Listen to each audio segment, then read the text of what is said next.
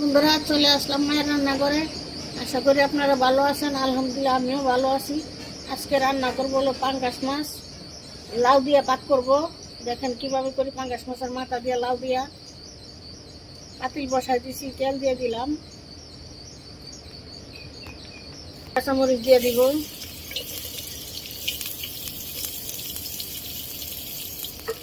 এক চামচ লবণ দিয়ে দিলাম।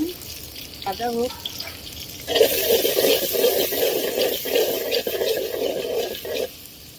হালকা ভাজা হয়ে গেছে, এখন একটু পানি দিয়ে দিব কষানোর জন্য। মাছও কষাই নেব। মাছের মাথাটাও দিয়ে দিলাম। এক চামচ ধনিয়ার ফাঁকি, এক চামচ হলো হলুদের ফাঁকি,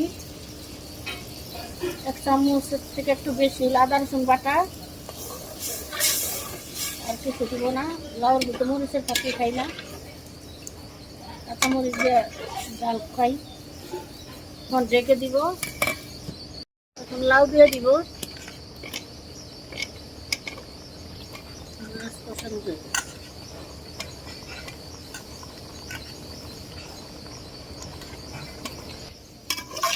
আর আদা লই পরে আবার দিব।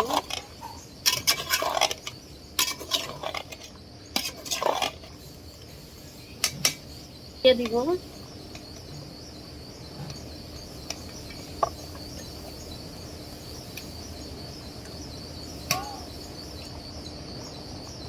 ঢেকে দিব। আবার চুলারা দিয়ে দিব।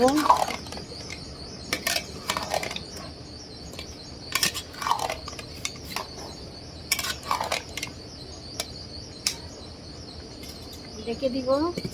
পরে চলে আসলাম, আর চুলারা দিব, এখনো হয়নি।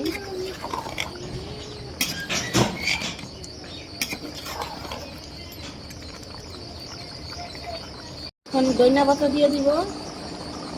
তরকারি কড়াই হয়ে গেছে।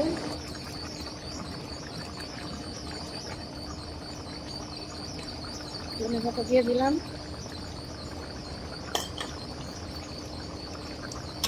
লাউটা দিব। লাউটা একদম কচি, পানি দেওয়া লাগছে না। ঠিক আছে, এখন নামাই নিব।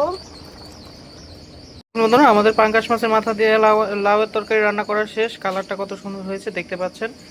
অনেকটা লোভনীয় হয়েছে। এভাবে রান্না করে খেয়ে দেখবেন, অনেক ভালো লাগে। আমাদের ভিডিওটি আপনাদের কিরকম লাগলো তা অবশ্যই কমেন্ট করে জানাবেন। লাইক, শেয়ার, সাবস্ক্রাইব করবেন।